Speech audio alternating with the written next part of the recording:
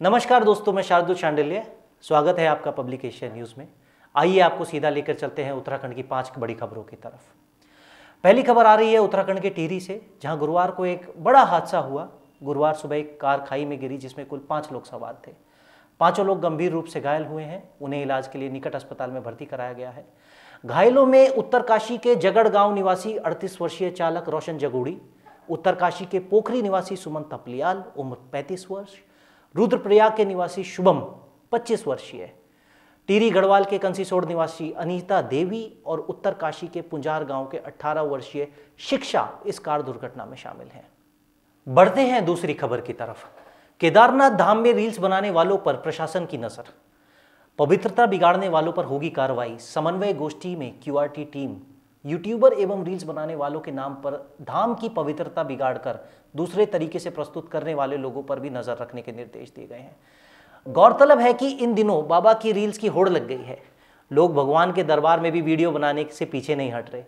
अब ऐसे लोगों पर कड़ा एक्शन लिया जाएगा। साथ ही साथ केदारनाथ धाम पर अवैध शराब पहुंचाने की शिकायतों पर भी गोपनीय ढंग से छापेमारी पर सुसंगत धाराओं के अभियोग पंजीकृत के निर्देश दिए गए हैं। बढ़ते हैं तीसरी बड़ी खबर की तरफ।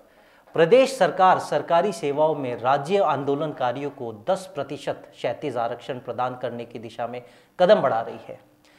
इसी कड़ी में कार्मिक विभाग को न्याय विभाग का परामर्श मिल चुका है। अब यह प्रस्ताव मुख्यमंत्री कार्यालय में अनुमोदन को भेजा गया। इसके बाद विधेयक को पुनर्विचार के लिए राजभवन भेजा जाएगा। राज्य आंदोलनकारियों को राज्य गठन के बाद सरकारी सेवाओं में 10% क्षैतिज आरक्षण देने का निर्णय लिया गया है।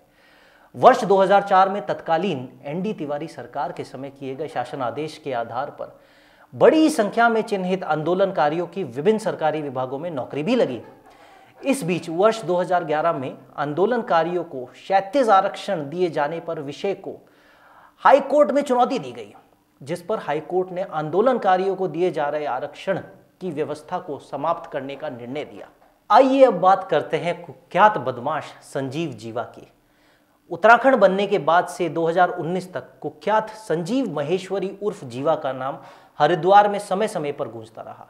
कभी रंगदारी, कभी शूट आउट, तो कभी हत्या की घटनाओं में जीवा का हाथ निकलकर सामने आया। साल 2000 से 2007 तक हरिद्वार के व्यापारी, प्रॉपर्टी डीलर जीवा का नाम सुनकर कांप उठते थे। एक दशक बाद जीवा ने ट्रैक बदला और विवादित संपत्तियों में दखल देना शुरू करा। कनखल में 50 करोड़ से अधिक की जमीन को लेकर जीवा ने प्रॉपर्टी डीलर सुभाष सैनी की हत्या के लिए 3 बार शूटर भेजे। 2 बार गोली लगने के बावजूद प्रॉपर्टी डीलर की जान बच गई। जीवा के नाम से कांपते थे हरिद्वार के व्यापारी। तीसरी बार 2017 में उसके गुर्गों ने गलती से प्रॉपर्टी डीलर के बजाय कंबल व्यापारी अमित दीक्षित उर्फ गोल्डी की हत्या कर दी। साल 2000 में जब उत्तराखंड राज्य वजूद में आया, उसके समय पश्चिमी उत्तर प्रदेश में संजीव उर्फ जीवा के नाम का डंका बज रहा था।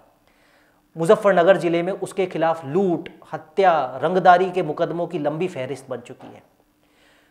पड़ोसी जिलों से आए दिन घटनाओं की गूंज सुनने वाले हरिद्वार के व्यापारी लैंडलाइन पर जब भी जीवा का नाम सुनते थे, उसको रकम थमा देते थे। अपराध जगत से जुड़ी एक बड़ी खबर की तरफ रुख करते हैं। कोतवाली थाना के कुंडेश्वरी पुलिस चौकी क्षेत्र में नाबालिग के अपहरण का मामला सामने आया है।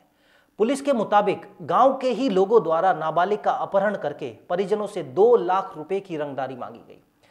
कुंडेश्वरी पुलिस चौकी क्षेत्र के एक व्यक्ति ने 5 लोगों पर उसकी नाबालिग पुत्री को अगवा करने और 2 लाख रुपए की रंगदारी मांगने का आरोप लगाते हुए पुलिस को तहरीर सौंपी, जिसके आधार पर पुलिस ने 5 लोगों पर मुकदमा दर्ज किया। ऐसी ताज़ा और रोचक खबरों के लिए जुड़े रहिए पब्लिक एशिया नेटवर्क के साथ और हमें सब्सक्राइब करना ना भूलें। धन्यवाद।